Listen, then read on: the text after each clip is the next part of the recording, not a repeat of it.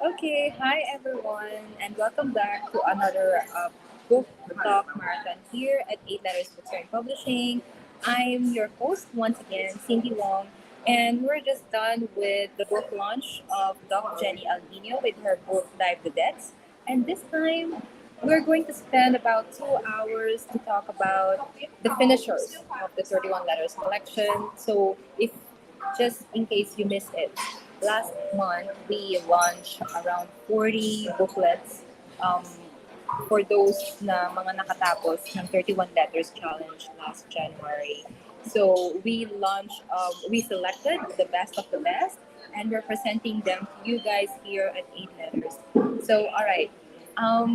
We have them back here on stage, but for those na mga nasa hindi pa makapasok sa link, na authors din, I just want to let you know na try nyo ulit pumasok later on, an hour later, kasi medyo puno na backstage. So we have about, how many authors?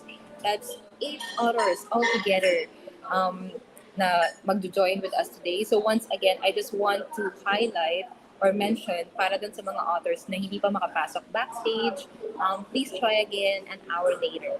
Okay. So ang gagawin ko this time is papapasukin ko muna silang lahat, and then we'll have a spotlight. We'll have the opportunity um, to talk to them one by one. Okay. So I think let me call them here on stage. So we have Joshene. Hi, Joshene. We have Chrizylle. Hello. Hello, Mitch. Hi. We also have Robin, and ayun, oh, si Doc Jenny nakapasok. Ayan, there you Ah, go. Hello everyone. Ayan, so let me just read yung mga titles na kakausapin natin today. So we have Elena and Other Stories by Michellan Alagao, By the Campfire, Travels and Short Stories by Joshene Bersales. We also have Ako Naman Muna by Chrizylle Joy Barangan, Sari-Saring Kwento by Crisanta Nasayao, Alamat ng Santol at Iba Pa by Idelio Aris de los Santos, Intermezzo by Robin Yankin, Ambers in the Cold by Jenny Albino, and Unspoken Words by 𝒍𝒂𝒓. Sorry, pero mga favorite ko itong lahat. Parang yung nag-schedule ng book talk marathon, inisa na lahat ng mga magagaling. So there you have it, the authors, the first batch of authors for the 31 Letters collection. So, ibaba ko muna silang lahat. There you go. Hi guys, thank you so much. Ayan. All right. So well, as I mentioned, it's going to be a book talk marathon. It's going to be challenging. Yes, I'm challenging myself. Pero I thought it would be best na makilala natin isa-isa yung mga nakatapos ng 31 letters, because it is indeed a challenge to write every day for 31 days. All right, so the first one on my list is Mitch. Hi, Mitch. Hi. Hello, Hello. good So, afternoon. good afternoon. So, you wrote Elena and Other Stories. Um, can I ask you what's with the title, Elena? Yeah, oo. So, actually, yun sa challenge, medyo ano siya sa akin, well, I'm happy I was able to finish it. It was interesting because what happened was due to the time limit that we had to post something every day. For some reason, I ended up writing more things that were fiction like. I was expecting pieces of poems or things like that. And one of the stories, the longer ones, uh, I just named it Elena. So parang yun na yung naging title story of the entire collection. Fair, fair. Mhm. So, yeah, I actually saw the collection, and when I read Elena, it was heavy. Yeah. It was heavy. Oo. Yeah, actually, isa pa yun na medyo Mm. surprising din, I guess, for me. Hindi naman ako malungkot nung January. Masaya naman ako. Mm. But yeah, a lot of the stories that came out were of a darker tone. And Mm-mm. there were some things that were a bit whimsical, medyo wala lang, parang it's a bit silly, but overall there was still a darkness, um, or either it was very halata or it was an undertone of it. Um, and so yeah, I guess it's really interesting when you do challenges like this and manage to just write without overthinking. A lot of the things that come out are very surprising. I'm sure some of the other people who finished the challenge might say something similar na, ay, parang bakit ko nasulat yun, or yun pala yun lumabas nung, alam mo yun, just, and I was just Mm-hmm. doing it. Yeah, and actually, you also wrote Black, like the first book that you had with 8 letters. So Ah, I was yeah. like, yeah, So inline naman pala. Mitch, is this your real niche? Or eto ba Oo nga talaga yung eh. like, eto ba talaga yung gusto mong Oo isulat? But then, yeah, nga, no? yeah, like I think very few people can pull it off. But why? How? Why? Looks like you are leaning towards this genre, like the dark genre. By the way, here's the cover of Elena and Other Stories. Yan. Yeah. Yan. Medyo interesting din yung cover niyan. Ah, yeah, oo. Mm-hmm. Yeah, to be honest, I don't know, it wasn't intentional. I really set out just wanting to write poetry. And then and I even wrote a children's book. So, but then I realized, I guess, mga writers talaga din, we can't really tell, sometimes where, sometimes it's the genre that chooses you. You don't choose it. I don't know, something na ganon. And even I guess, a lot of writers, diba, like I think na example ko to sa isang class, like Roald Dahl. He's very well known for his children's books and children's stories, Matilda, James and the Giant Peach, pero meron din siyang mga dark short stories na medyo noir, mga gano'n. Siyempre hindi naman ako si Roald Dahl, hindi ako gano'n kagaling. But I mean, it's an interesting contrast, and I think it's, if that's the way that, the words are taking me, then sige, game. Game naman akong sumama. Yun. Yun. I like the way how you said that it's the genre that choose you.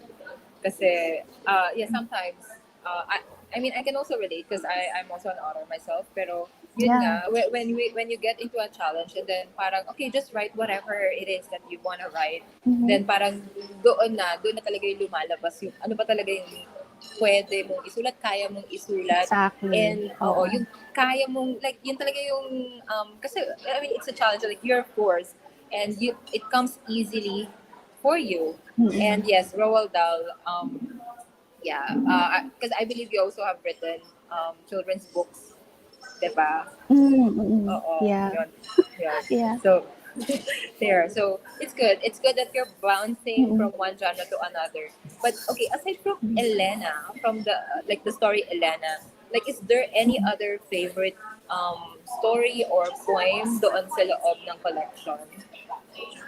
Um, for me personally, I like the story of, well, when I was writing it, it actually started from a childhood memory. Yun, the talisman, tungkol siya sa anting-anting. Um, and there was a part there which actually was something that happened to me as a child. So when I was walking home one day, may napulot akong anting-anting. So there, and then I was just like, I didn't know what it was. I just thought, oh, pretty, because you're a little girl walking home, you see something shiny on the road, and then I brought it to my lola, and I was like, what's this? Can I keep it? So she was like, oh yeah, it's an anting-anting basically. So she explained what it was, but it didn't really it didn't like the spiritual connotation didn't mean anything to me because I was just a child, and I just saw it as a pretty little thing. I mean, and then eventually I lost it, but then I remembered it last January for some reason, and then while I was writing, napasok siya, but I turned it into something that was more science fictiony.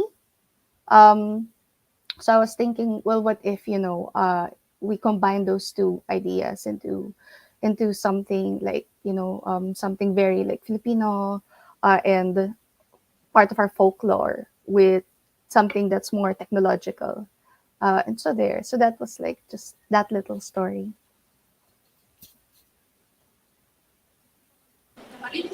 Okay, yeah. So, Mitch, yeah, actually, I also read that story. And yun yung actually na naisip namin in the beginning. Okay, actually, this would make a good book trailer or blurb. So, that's why during the process Yeah, of publishing the book, like it was the first one that we chose. So, okay, yeah. so there's the talisman thing, and then there's Elena. So these two, um, parang yung isa is leaning towards, well, mythology. Correct me if I'm wrong. Mm, yes, I've always had a love of Philippine mythology. Actually, my first poetry collection, which isn't available anymore, baka kailangan ko na i-republish. Anyway, Yes. ano siya, there were poems there featuring Tagalog deities. So different Tagalog deities. And so I really like just the idea of playing around with what would we do now, like when we combine these things from our past and from somewhere really deep in our heritage, with different things, with our questions and worries about technology, um, maybe even AI, or even like Right. the way that the world is getting faster and more connected in a sense.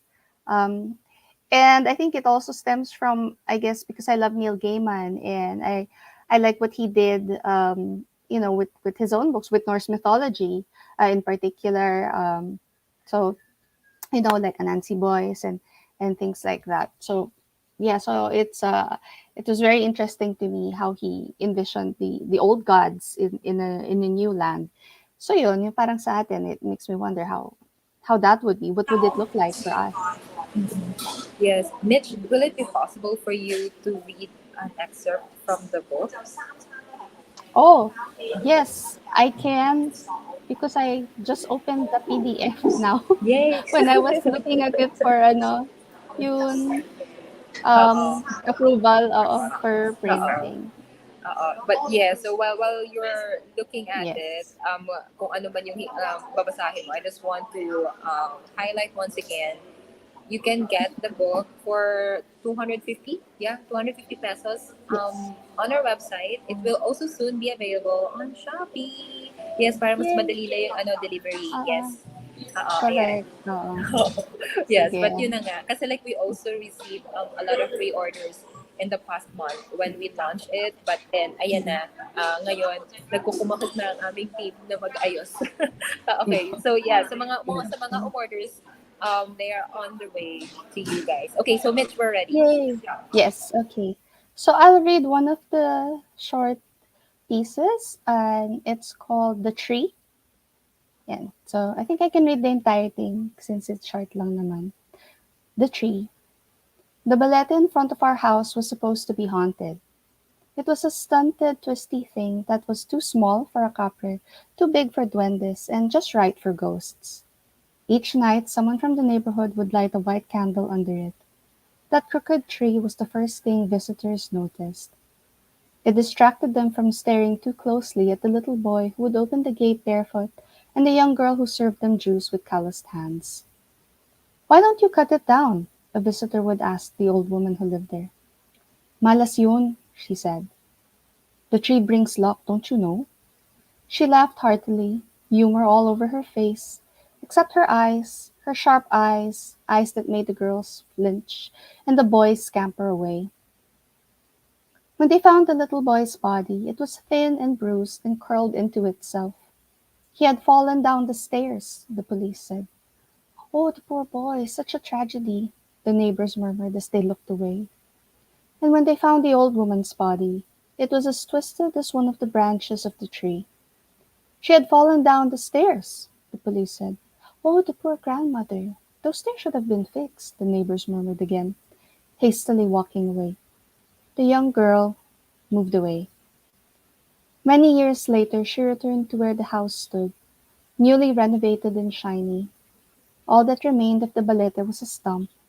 She knelt before it and gently pressed her ear against the tree's remains.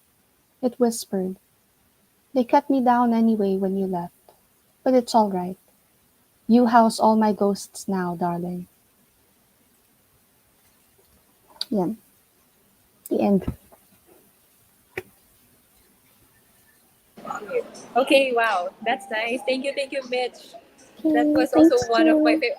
Yeah, to be honest, lahat ng nandoon sa stories, lahat ng nandoon sa compilation favorite ko. Okay, sorry, may favoritism. Okay, thank Charot. you. Yun. So, thank you, Mitch. By the Salamat. way, once again, I just want to invite you guys get the book. It's 250. Yeah, 250 pesos on our website and also on Shopee. Yay! Thank you, Mitch. Okay, Thank you. so thank you.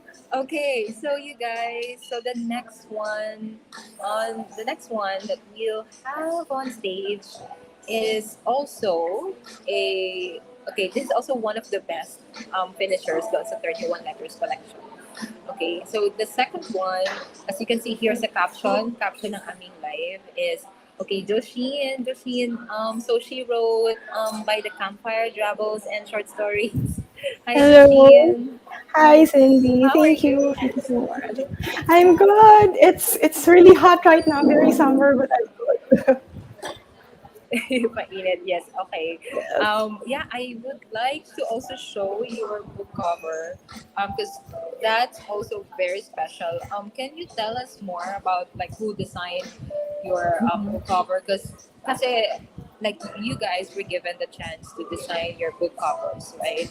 Yes. This is like one of the good flexibility of being a self-published author. So can we talk about the book cover? Yeah, sure. Ayun, I have a designer friend. So when I found out that my story was, well, my collection was chosen to be part of the new anthology, the new series of 31 letters, I was so excited, but also I was yung tinanong niyo na if we have a concept for the cover. Medyo nag-isip ako kasi hindi ako designer myself. But then I remembered I have a very good designer friend. So I asked him, parang biglaan lang talaga. Like I asked him, hey, are you available? This is medyo last minute, but can you do me a quick cover because I'm getting published, yay! Ganon. So parang within the span of a week, talagang mabilisan niyang ginawa. And then he made all the little tweaks that I requested. And then he also designed the inside pages. So he also offered to do the book layout mismo. So I'm very thankful for him. Thank you, designer friend. Ayun. So, Yes, yun. Dahil sa design niya, I think your book has the best interior of oh, all the 31 that's letters good. collection. Thank you, I'll let designer him friend. know. Oo. Thank you, designer Yun, sabi friend. ko, parang should I, yeah, like, not to be so, ano ba tawag dito? Yun na nga, my favoritism. But yung book mo, it has the best interior. Parang, okay, level up. So that was good. That's good. I think that's one of the advantages with being an indie author. Now, yes, you get published, you get the exposure, you've got everything, but then you also have the freedom. But let's talk about by the campfire, travels and short stories, because I think the blurb is written here. Gather around everyone. The night is long, but the stories pass around the campfire will give us comfort until the day breaks again. So it's I have this idea. I always envision myself being in a campfire, pero like somehow parang it's not the way like whenever it happens, it's not the usual na yung napapanood ko like I'm not sure. Have you heard of like Are You Afraid of the Dark? Yes, Parang yes. tipong ganong around the campfire thing. Pag whenever I go camping, hindi ganon yung nangyayari. But yes, I love this concept. But what are the stories inside? Can you tell us more about it? Yeah, sure. Okay. Well, the title story by the campfire, it's actually a nod to my love for Dungeons and Dragons. Kasi I play D&D with a group of friends. And then sa Dungeons and Dragons kasi, when the party, when the group of friends go on quests, sometimes they sleep in the forest, in dungeons. And then they build a campfire and then someone will always keep watch. So parang yun yung basis ng first story ko. And then I thought na yung karamihan kasi sa mga sinulat ko, because yun nga, we were limited for time na we have to come up with a story every day. Most of what I've written, they're around 50 to 100 or 150 words lang. So I thought na parang ito yung mga magandang pinag-uusapan lang, pinagkukwentuhan while you're around the campfire with your friends, relaxing, maybe drinking hot chocolate, eating marshmallows, things like that. So dun nabuo yung mga kwento ko na karamihan, my book is, it has two parts. The first one, the travels, yun yung mga 50 words lang or shorter pa. So medyo wala talaga silang plot. It's more of top of mind ko na lang yung maisip ko that night, mga pwedeng mangyari anywhere yon. So yun yung mga sinulat ko. Tapos yung mga short stories, those are the longer pieces. But when I say longer, it's actually like mga 150 to 250 words, ganun lang siya. So yeah, that's how I envisioned the book. Tapos may mga parts pa dun na I had to, like, I have one story that I had to split into a week kasi I had to write a short part every day. And then kinolekta ko na lang siya into one story when I submitted the final manuscript. So it lasts for a week. Wow. Okay, so yeah, I think if you're into creating a project na ito nga may 30-day challenge, 21-day challenge, it's good na in the beginning you're already envisioning what you want the book to be or what's the common theme, because like at the end of the day, hindi rin naman maganda na medyo kalat yung idea, random idea kung ano lang yung masulat mo. And besides, it's also easier for you as a writer. It's easier for you because like you can stick with just one particular topic, one particular niche. So it's good na you managed to compile all this under this like by the campfire stories. And yeah, this is something that I would really love to read while pagpatulog na. Yeah. So yun. So how's your process, Joshene? Because I also saw like one of your stories in one of our anthologies. Can you provide us with like how did you get into writing? Because we also want to know yung paano ba, how did you become a writer yourself? Actually, I started as a children's book writer. I currently have 3 children's books, and then I contributed, I think 2 or 3 children's stories in different anthologies. So yun talaga yung comfort zone ko. And then I thought na parang, why not challenge myself? Might as well try writing fiction. So hindi talaga ako actually ka-confident pa in my skill in writing fiction. But I tried. And then yung stories ko for Detachable and for the Circles magazine, I've written them a few years before actually, pero shorter lang siya. Kasi mas sanay ako magsulat ng mga stories na 1,000 words and below lang. Yun, so ang challenge sa akin is kung paano ko siya pahabain, paano ko gagawin 2,000 words yung story so that I can submit it for mga ganito, for mga anthologies. Iba-iba kasi. Sometimes I start with an idea in my head. Sometimes I picture the ending na agad without really knowing how the story will start. And then some of my stories, they're actually inspired by song lyrics. Yeah, yung story ko for Detachable, nobody puts Z in a corner. It's actually a song. It's based on the title is based on a song by Fall Out Boy. Yon. Pero sobrang wala siyang kinalaman dun sa story. I just like the title, and then I thought that maybe I can use it as an inspiration dun sa story ko. So, yun. So medyo iba-iba, depende sa mood ko. I don't have like one specific way of starting a story. Yeah. So Joshene, will it be all right if you can read some excerpts from this compilation Oh, para sure. magkaroon din ng Okay. idea. Yeah, ito ng ating mga audience na nanonood sa atin ngayon. Sige.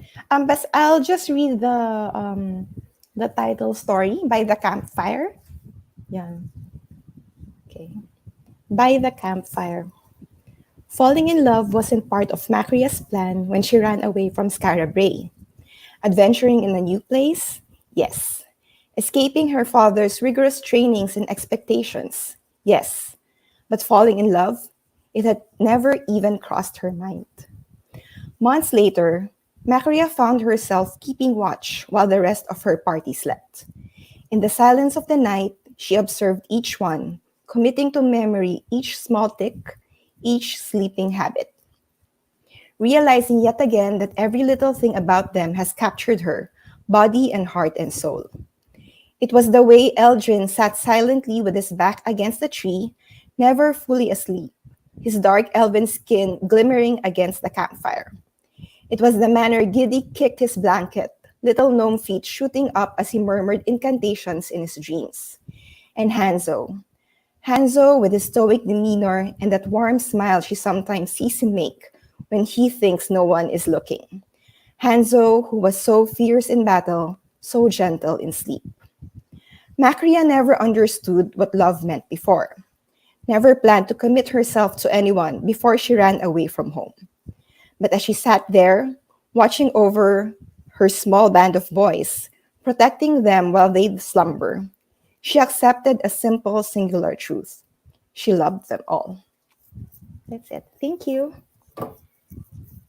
Thank you, Joshene. Yeah, such a wonderful, wonderful collection, to be honest. So please go ahead, guys. Get a copy of the book. It's only 360 pesos. You can get it on our website, 8lettersbooks.com/shop. And soon it will be available on Shopee as well as on our Lazada. Right. Thank you so much, Joshene, for Thank you. gracing our Thank you so much for show. having me here.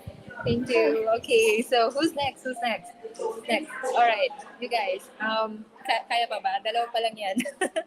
Dalawa pa.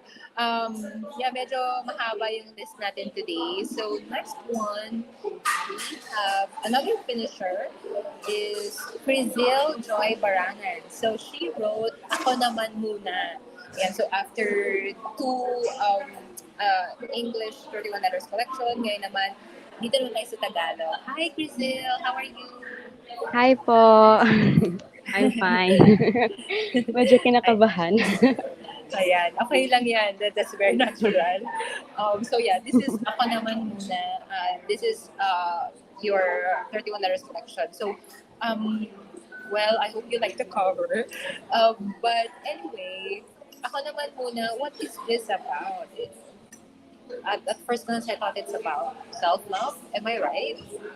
Yes. Actually, it's self-love talaga ate. Mm-mm. Yan. So, ano bang sabi dito? Ito ay isang paalala na hindi krimen ang pagpili sa sarili. Ako naman muna. Ayan. Wow. Mabigat, mabigat. Kasi lahat ng, like, sometimes we're used to giving all in. So, can you tell us more about this collection? Yes. First of all, thank you so much for the wonderful cover. Sobrang ganda niya talaga. Na-shock ako nung nakita ko siya sa shop. So, about the story, ako naman muna. It's actually based on true story. So, it's my story. I hope this case nga lang. So, nagsimula siya nung high school. Makikita naman siya sa entries, like, ginawa ko siya na parang diary. Diary ko siya. From first entry to the last. Yung last, yung panghuli ko na. Yung, like, my last love chart. Um, so, ayun nga. Ako naman muna, it's kind of a self-love book. It's a story, my story, written in a poetry form.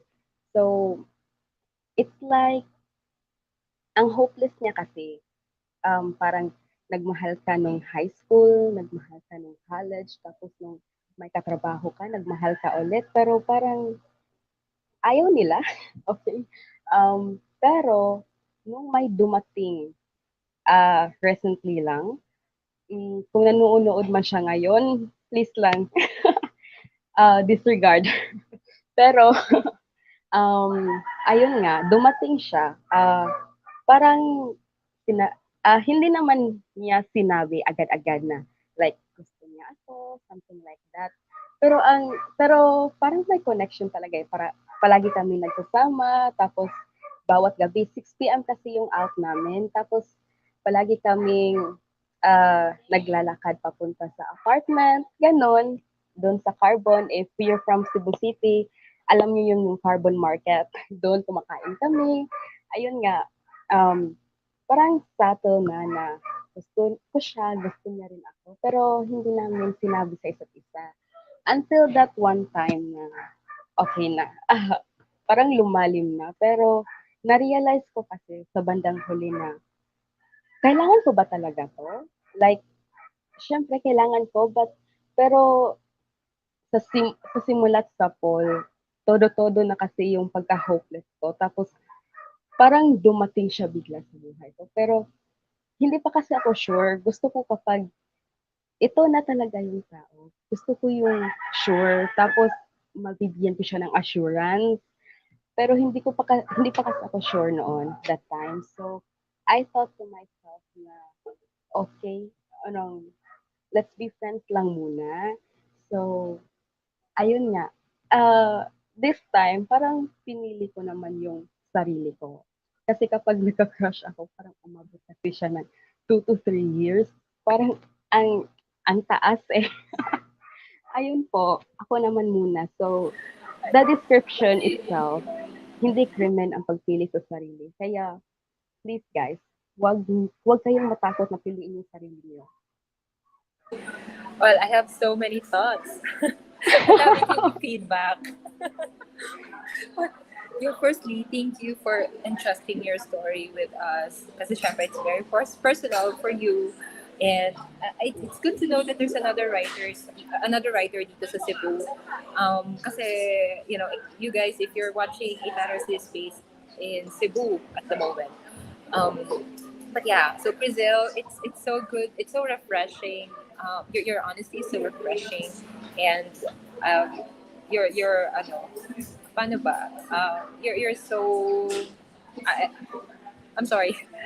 The cut my tongue. Hindi na ako masabi. Pero yun nga, ang dami kasing thoughts. But yes, nakakatuwa. It's so good to know that you found love after high school, after college, after all those experiences. So, but why did you choose this team? Na since you have to write every day for the whole of January. Why did you choose this team? Is it because like it comes easy on you, or you're so inspired, or may iba pa bang reason? But ito yung naisip ng team. Kasi like if you wanna write a poem, pwede namang ibang subject or something else. Can you enlighten us? Okay.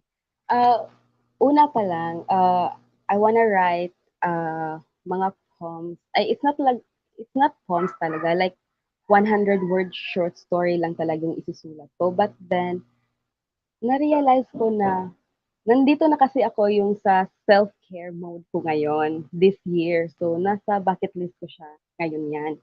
So, napaisip ako, paano kaya kung isulat ko yung mga yung mga experiences ko noon. Tapos, kasi every day kasi siya isusulat. So, parang, okay, parang diary ko na lang siya. Tapos, marami kasi akong naisip ng mga gagawin last January. But, mas mabigat talaga yung isusulat ko yung mga experiences ko.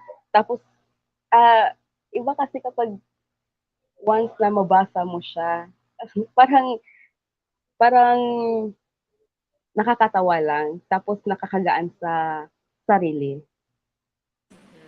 Oo. Yeah, parang nga actually, dumating din ako sa point na gusto ko rin isulat yung past experiences ko. So, Chrizylle, it's good na you're able to finish the entire 31-day challenge.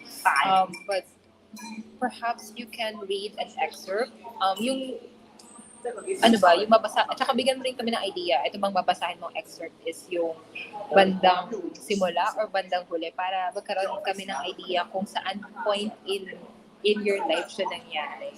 Um, Maybe you can also give us an idea, ano ba siya, day 1, day 2, or something like that. And while you're searching, gusto ko rin i-feedback or i-comment na it's good to reminisce during January kasi like it's the day or it's the month. If there's one month na gusto mong mag-look back in the past, I think it should be January, right? Okay, so Chrizylle, yeah, go ahead. So this is entry number 7. This is for my second love. So this is way Parang back marami in yan. high school. Marami parang lima sila. Lima lang. So, Charot. wag nang idagdag yung mga opa. Sige, wala. Okay. So, ito yon. This is way back third year in high school. So, bago ka sa iyong section at hindi ka masyadong napapansin noon. Sino ka ba upang pangalan mo ay makilala? Hindi ka naman si Batman o hindi kaya si Superman. Wala ka namang kapangyarihan para ako ay mahulog sa iyo ng tuluyan. Sophomore, tayong dalawa ay nagkakilala nang ipinaris tayo sa isang bahagi ng kanta. Kasali ako sa pop jazz at ikaw naman sa hip hop. Ipinagsama ang dalawa sa pag-abot ng ating pangarap. Nagkakamali ka kung sa pag-akala mong gusto na kita. Hindi pa. Dahil 3 taon bago ko nasabi sa aking sarili na sana ikaw na lang pala. Yun po. Kakabitin naman. Okay. Okay, pero sophomore yan. So that means, hindi siya happy ending. Tama ba? Hindi talaga. Okay, so, Chrizylle, aside from writing poems, gusto ka rin namin makilala, as a writer. Hindi, ito ba yung first publish mo o may mga na-publish ka na in the past? This is my first po with 8 letters. Wow, thank you. Yes. So, ano ba yung mga usual na pinapublish mo? Or sinusulat mo? Sa Wattpad talaga ako nagsusulat ng mga stories, but most of all, yung mga horror, paranormal, mystery and thriller talaga yung mga isinusulat ko. Kaya medyo bago sa akin yung pagdating sa romance, pagdating sa poetry. Kaya nakaka-proud lang for me na natapos ko yung ako naman muna. Oo. Feeling ko, as a publishing house, parang kami may pinakamaraming poetry books. Pero like, I think the 31 day challenge, yun yung mga majority na isinusulat yung poetry. So yes, thank you so much, Chrizylle, for entrusting your work with us. So yun, bili na kayo. Available yan sa website namin and also on our Shopee and soon on Lazada din. Yun, thank you so much, Chrizylle.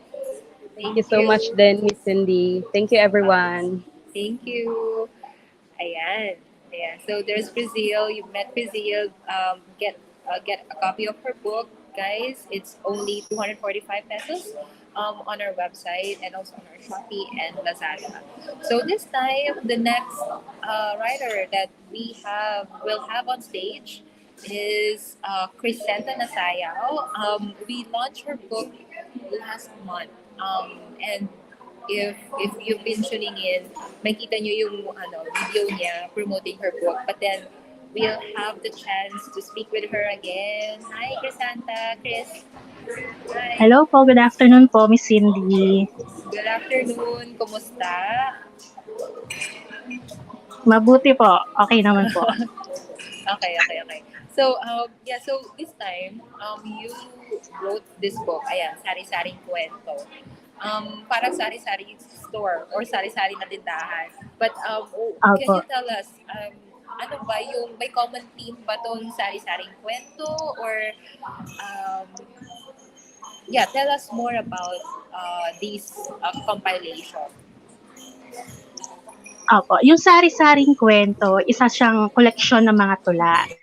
Batay na rin doon sa pamagat niya na sari-sari, ibig sabihin po halo-halo, iba-ibang mga kwentong nakapaloob sa nakapaloob sa tula. So mga piraso po siya ng mga alaala o karanasan hindi lang sa personal kundi mga kakilala, mga napapanood or nababasa.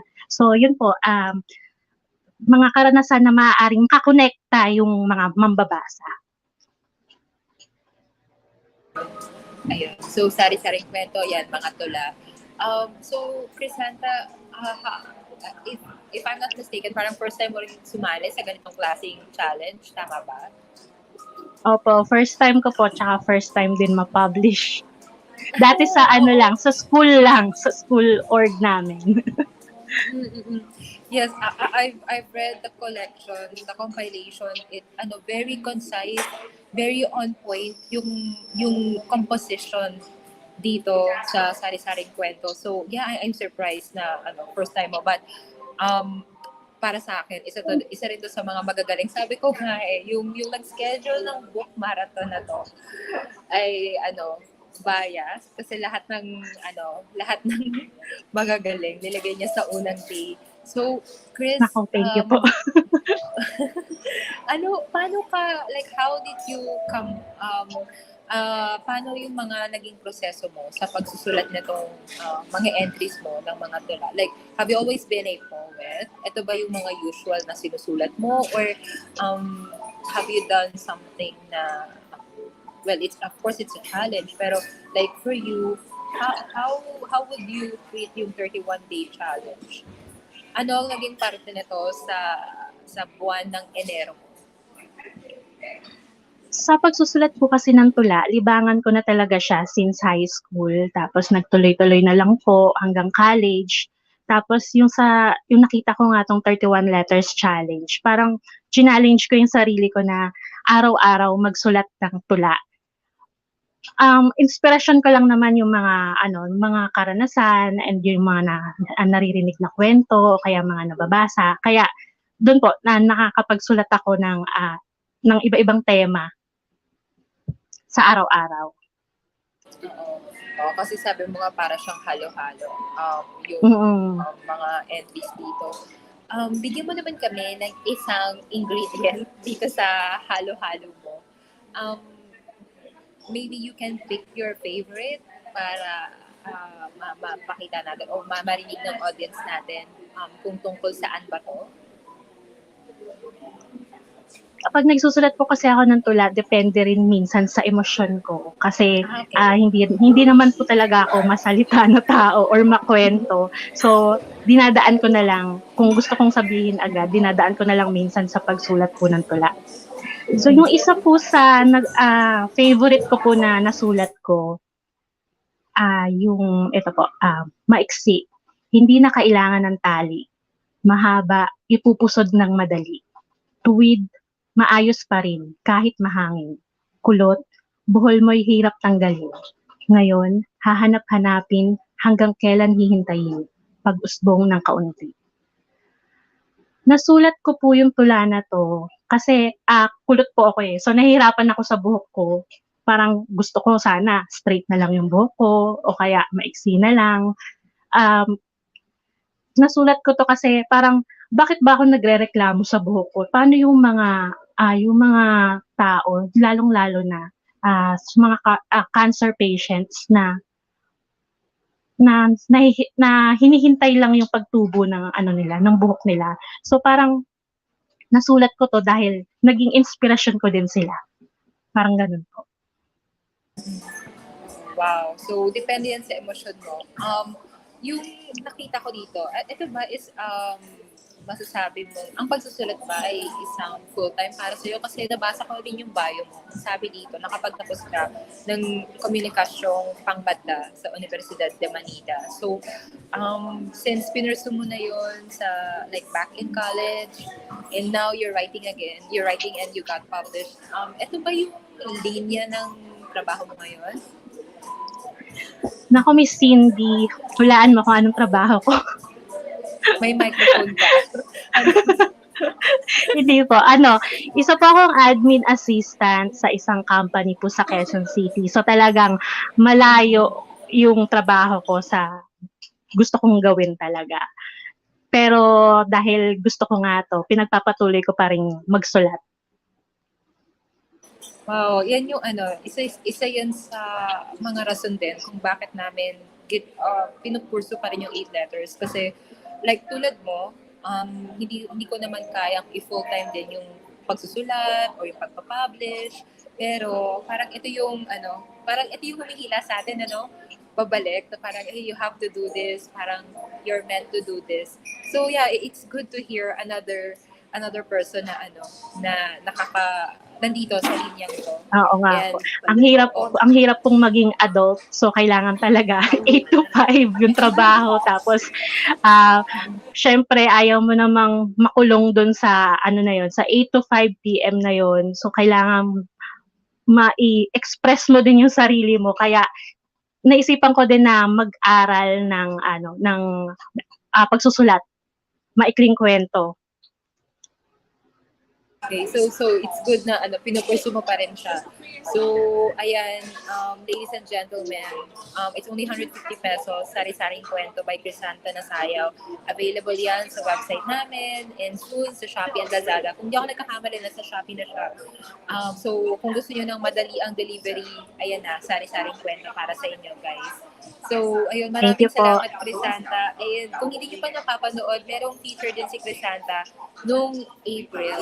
So, nung April, meron din siyang na-send sa ating na video at nakapost yun sa 8 letters. So, just check the videos under the 8 letters page. So, yun, maraming salamat, Crisanta. Salamat po. Thank you, Miss Cindy. Ayan. So, ayan. Pang ilan na ba? So, medyo naka-4 na tayo sa ating book talk marathon. So, we still have 4 more. Ayan. Yung nakikita ko na susunod dito ay, wow, ito, si Edelio Aris de los Santos. Sinulat niya ang Alamat ng Santol. Edsa, nandito ka na ba? Hello? Ayan. Hi. Hi, Edsa. Hello. Kumusta? Wala pang boses. Ay, nako. Kumusta? Dinig ba? Medyo maingay dito, may ventilador eh. Oo, dinig na dinig. Dito lang siguro din, medyo maingay din yung background ko. But yun, it's good to have you, Edsa. Bibigyan ko ng spoiler yung ating mga audience ngayon. By the way, guys, aside sa Alamat ng Santol at iba pa, mayroong paparating na libro si Edsa sa atin. So, Spoiler agad. parang hindi naman masyadong maraming nanonood ngayon. But, yeah. Sige. So, okay lang yan. Ito ko din mamaya, pero yun. Oo. Ayan. So, ito kakaiba to eh. Isa to sa una kong mga nabasa na compilation, yung Alamat ng Santol at iba pa. And I remember, sabi ko, nung nakita ko yung cover na to, ayan, ipapakita ko na. Nakita ko yung cover na to, sabi ko, teka, ito lang yung yung parang white team na cover sa collection. Can you tell us more kung paano ka nag-come up ng ganitong cover? Well, white team, kasi parang as simple as possible sana yung yung itsura niya. And then yung mga drawings diyan, actually yung anak ko yung yung nag-drawing ng cover, si Enrico de los Santos. And sinabihan ko siya, ito yung mga drawing mo. So sari-sari na niya, may Fitbit, merong yung santol syempre. Andiyan yung tape recorder. I'm sorry, not tape, yung tape pala, yung cassette tape. Ano ba? Basta yung mga sari-saring items na yan, bawat isa sa kanila nagre-represent ng isa sa mga isa sa mga entries or isa sa mga tula. So andiyan yung payong, yung umbrella ni Rihanna, yung trumpet for Mambo number 5 ni Lou Bega, na ilan sa mga na feature na entries dun sa zine or sa compilation na yan. So Edsa, pwede bang malaman like paano ka nag-come up ng mga entries mo sa 31-day challenge? Paano Oo. ano ba random lang ba kung ano yung maisip mo sa gabi na yon or araw na yon, yun na yung sinusulat mo. Kasi I believe you're a seasoned writer. Parang ano ka, may maganda yung ano mo, maganda yung bahayo mo, maganda yung Oo. hello? Yan, hello, Edsa. Hello, Yan, hello. naririnig mo ba ka? Ayun. Ayan. Ayun. So, Dito yeah. pa. So, ulitin ko yung tanong. So, ang tanong ko dito is, how did you come up with the collection, with the entries, with the theme? Ito ba ay tipong naisip mo lang isulat on the day itself? Or paano yung naging proseso mo dito? Kasi gusto ko lang sabihin na medyo impressive. Actually, hindi medyo impressive yung bio mo. Mamaya ko na lang i-mention. Pero, yun. Tell us more about this.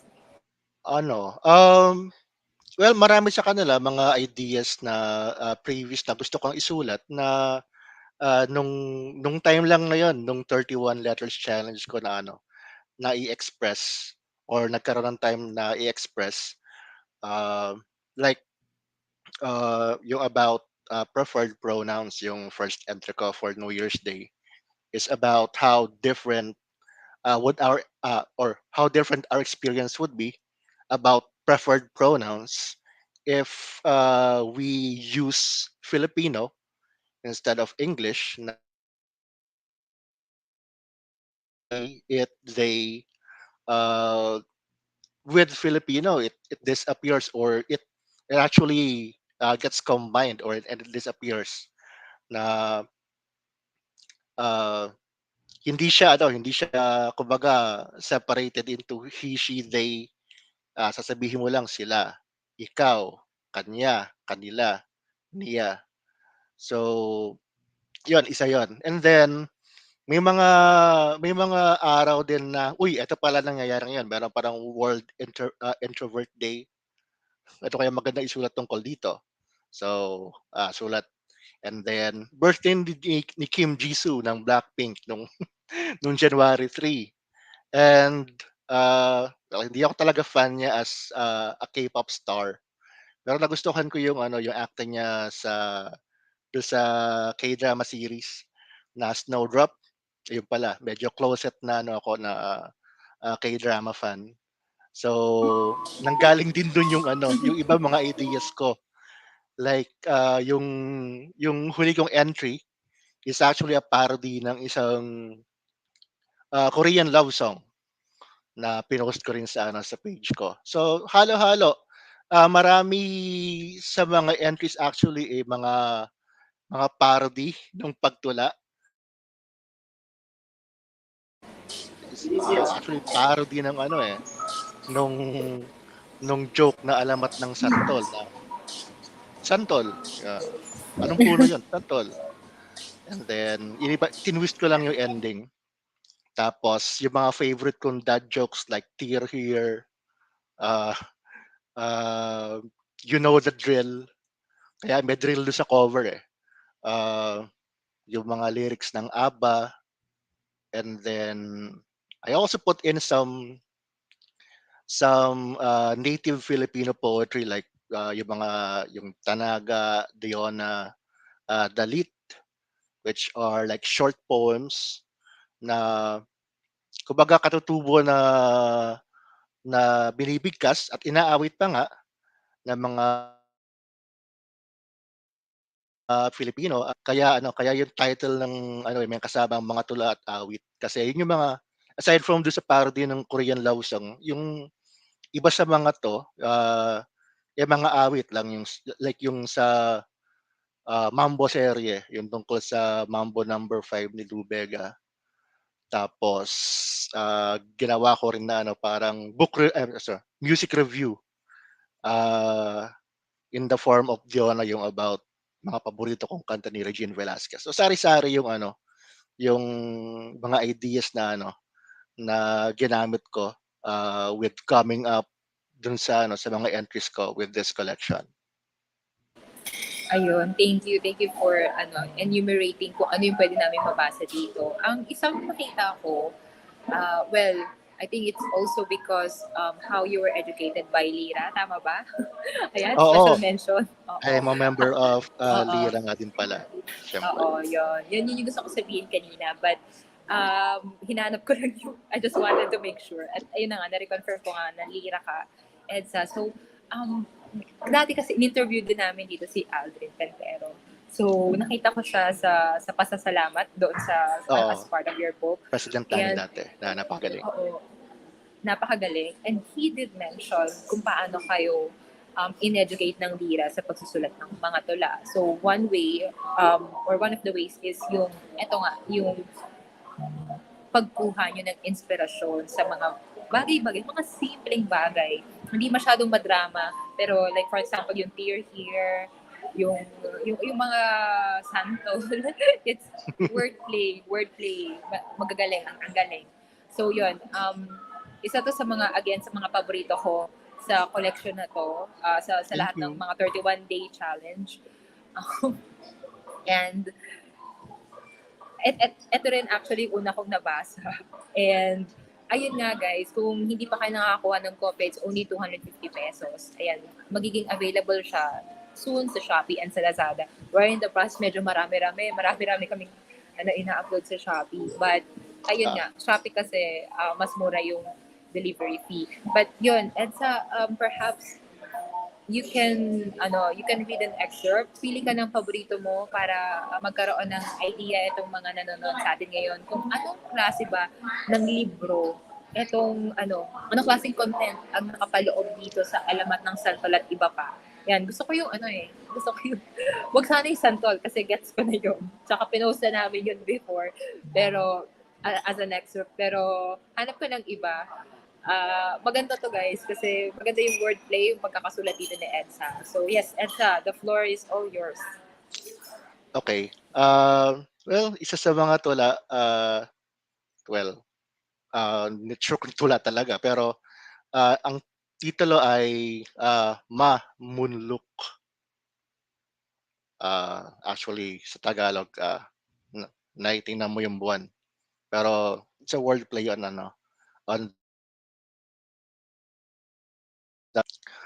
maaga pa ang gabi, pero iba na ang panahon ngayon.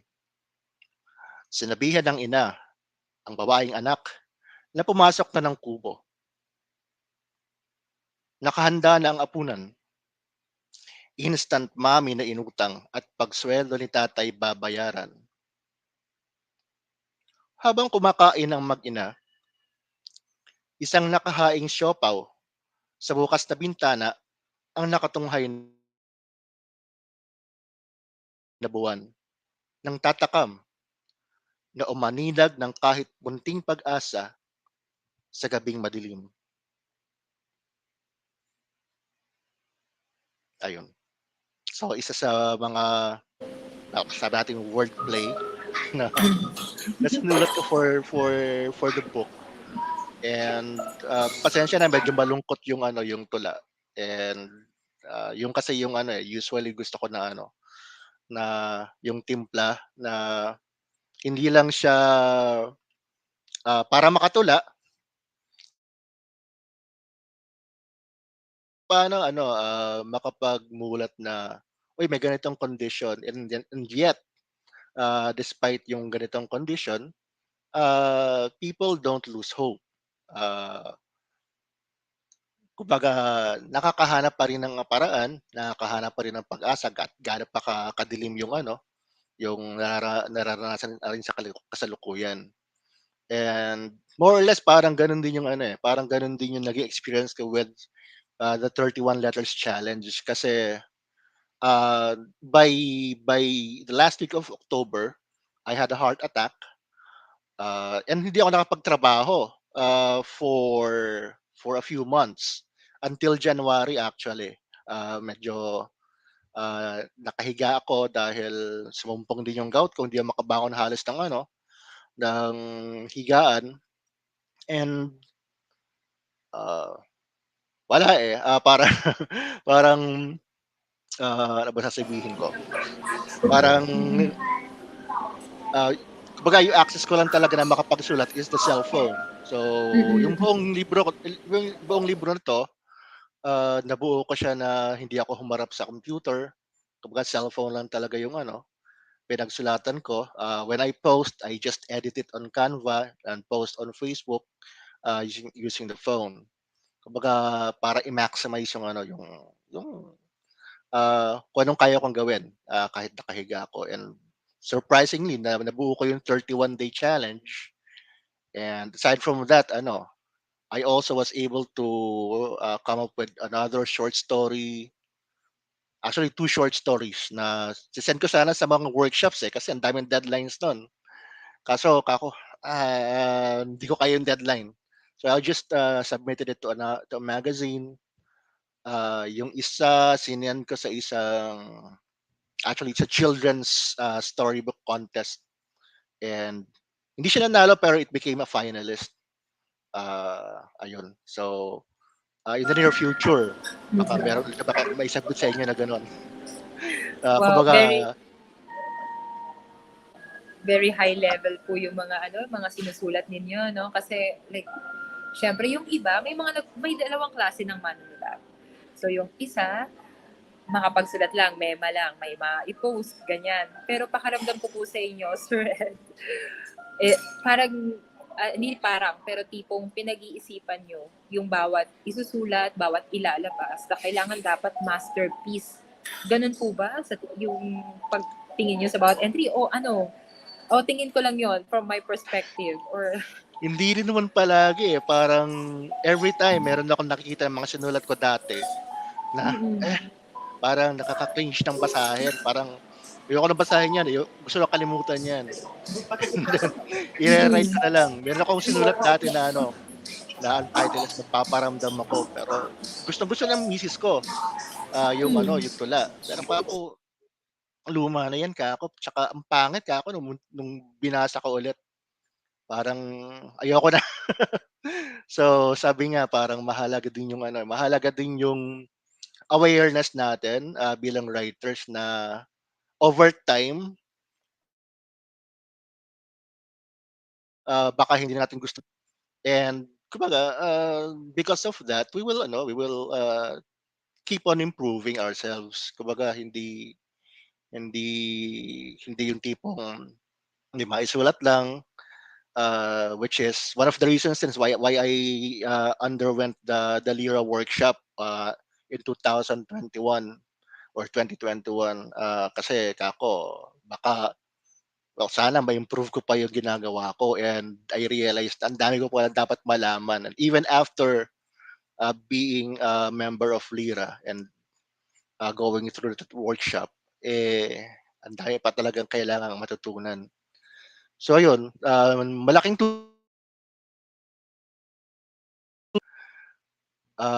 uy, eto pala yung dapat kong gawin. So bukas baka hindi ko na gusto yung mga sinulat ko sa zine ko, pero I'll come up with better ideas, better writings. ayun, aabangan din namin yan. At syempre, yung libro na malazine din siya, booklet. Abangan nyo yan, guys. So yun, maraming salamat, Sir Ed. Napaka fruitful ng ating conversation. Gusto ko pa sana pahabain, pero ayan, siguro we can talk about this doon naman sa susunod mo na book launch. So I'm sure we'll have more opportunities later. So ayun, there's so much. Itong libro na to, itong Alamat ng Sanulat ni Bapa, it's only 250 pesos. It's filled with masterpieces. Yun, thank you, Sir Ed. Kita nyo naman, ikaw yung may maraming fans dito. Marami nagko-congratulate sa inyo. So, andun si Doc J. Salamat. Si Nino. Congratulations, pagbati. Elmercy. Ayan din, si Chris. Ayan, pagbati sa lahat. Ayan, maraming salamat, Sir Ed. Ayan, sige po. Thank you, Miss Sandy. Salamat. Okay. Ayan, meron pa tayong tatlo pa, guys. Kaya pa natin to. Okay, para sa mga nakapasok lang dito sa ating book talk marathon, yes, as the title suggests, we're doing a marathon. So first time ata natin itong gagawin, no? Na sunod-sunod. We have 8 writers, and we had about 5 writers already. So we have 3 more to go. The next one, okay, ayan na. So the next one is Robin Yankin, who wrote Intermezzo. Yeah, am I pronouncing this correctly? Yan, Robin. Hello. Hello, good afternoon to all the viewers. Good afternoon.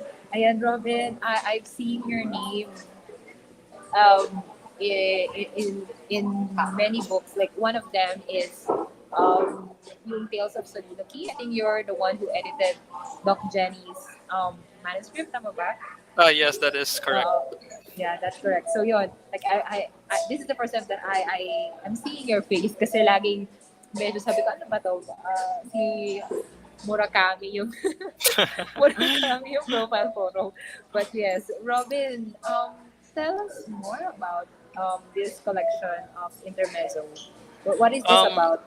okay. So intermezzo, undefined, is a short piece of movement between a short movement between two main pieces, musical pieces.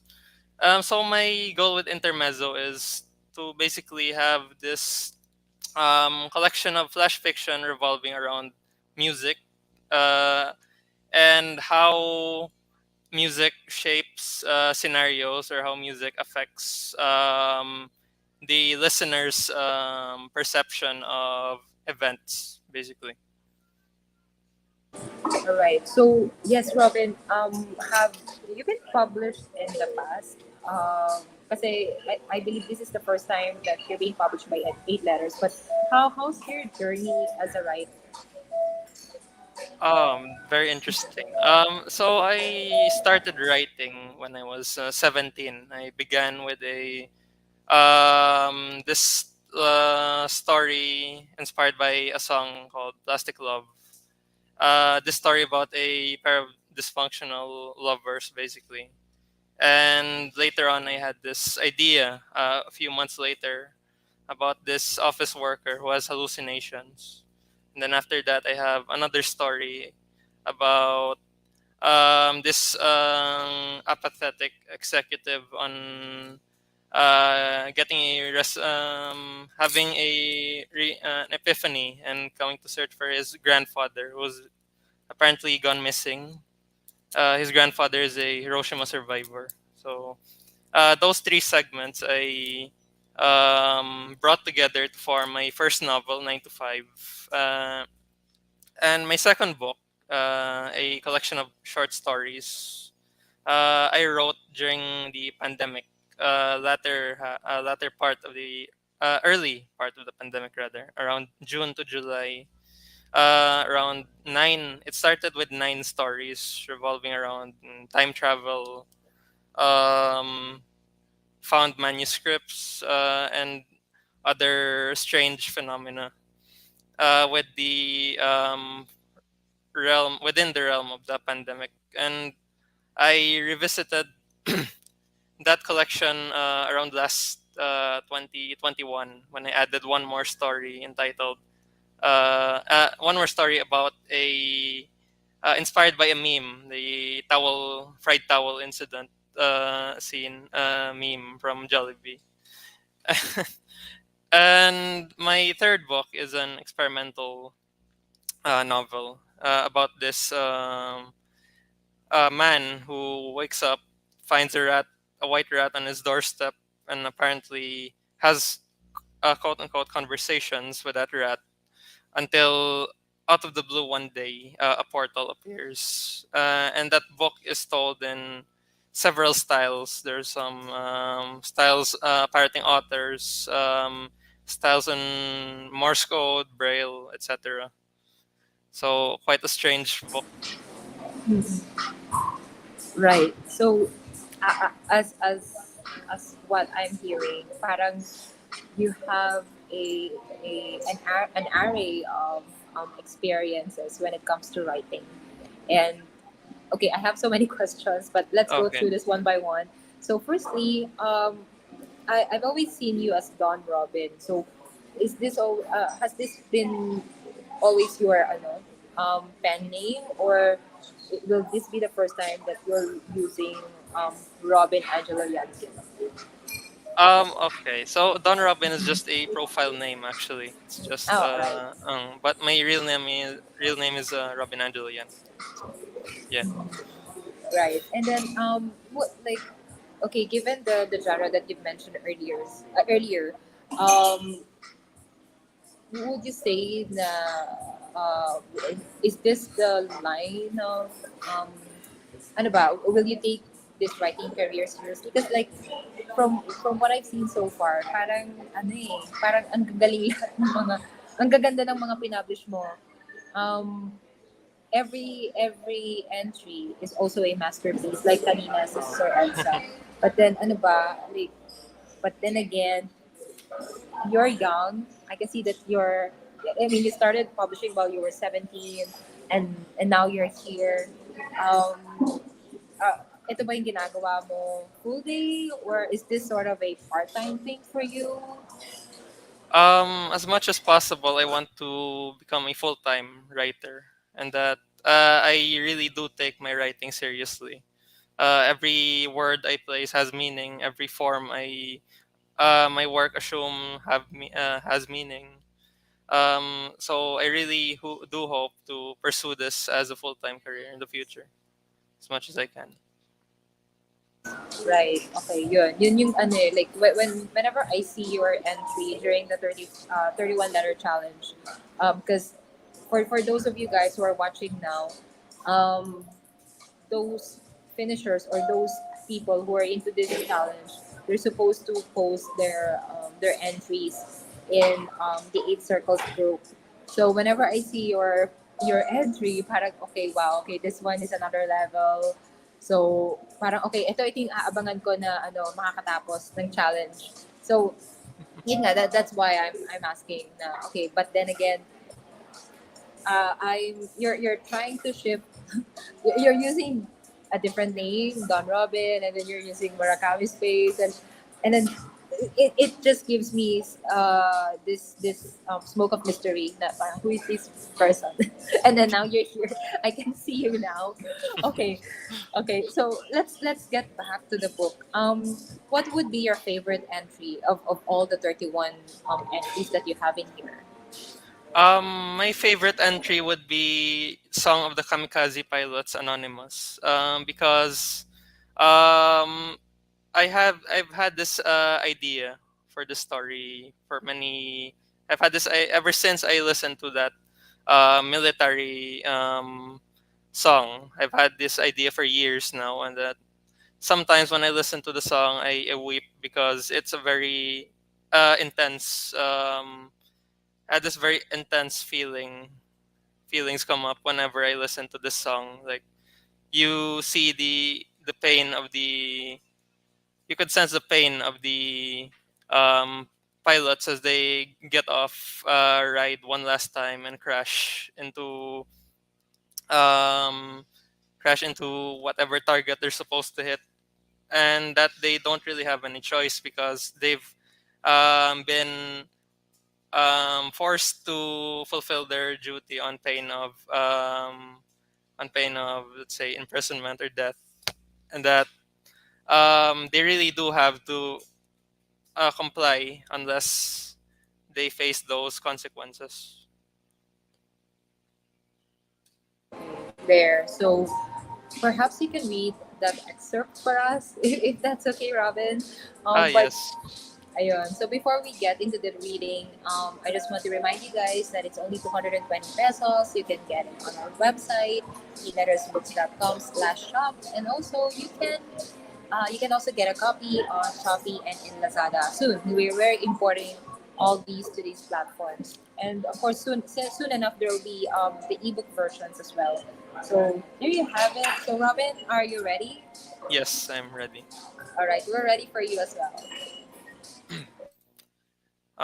Song of the Kamikaze Pilots Anonymous. We load enough fuel for a one-way trip. Everyone hopes for rain, but it does not come. Not long after, our green zeros take off, zooming past teenage schoolgirls in uniform, waving goodbye with bouquets in their hands, lined en masse on either side of the runway. A few tears escape me. I see the aircraft carrier.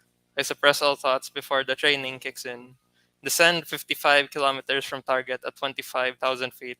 Keep gliding steadily until 5 kilometers. Dive, dive, dive. Tenno haika banzai. My mother tends to the garden at home. She waits for me. I must. And that'll be all. Thank you. Thank you so much, Robin. And I hope this won't be the last book that you'll publish with us. There. Thank you. There. Thank you. Thank you. Okay, and you guys, please get a copy. Once again, head on to our website and on our Shopee page and Lazada. Thanks a lot, Robin. See you Thank you. soon. Thank you for All having me. right. Okay. So, if you're still with us, congratulations. Thank you so much for your support. We have two more writers that will. We have two more writers. Yeah, so we have Doc Jenny. She'll be back with us, and also Jazeera. Doc Jenny, I just want to check if you're here. If not, we'll head on to Jazeera muna. Ay, hindi. Teka. Okay, wala pa si Doc Jenny. Okay. So with that, perhaps we will skip to Jazeera. Jazeera muna. Ayan. Hi. Ayan. And pa-unmute po. Hi, yes. Finally, Ayun, finally. Yes, I finally, think this is the first time that we're doing this, Miss Jazz, no? yes, and this is my second, ano na actually, Mhm. my Second. second challenge na booklet, my second booklet actually. And kaya lang, at that time, yung parang wala pa akong, I have no, ano pa, parang masyado ako insecure noon. So ngayon, finally. And I'm very thankful to Eight Letters and especially to you, Ma'am Cindy, for this opportunity. Thank you po talaga.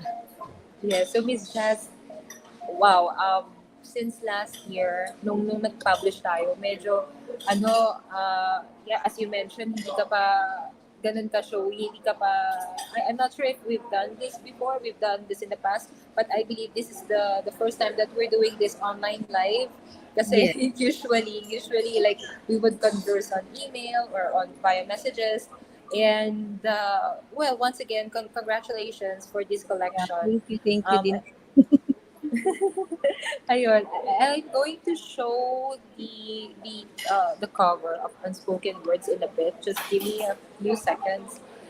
Yeah, there you go. Hold on.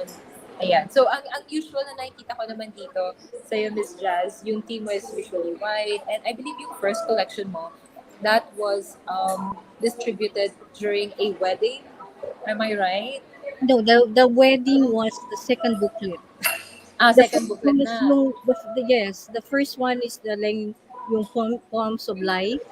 Mm-mm. Sa 31-day challenge, yung the second Oo. one, yung yun sa wedding, yung ID.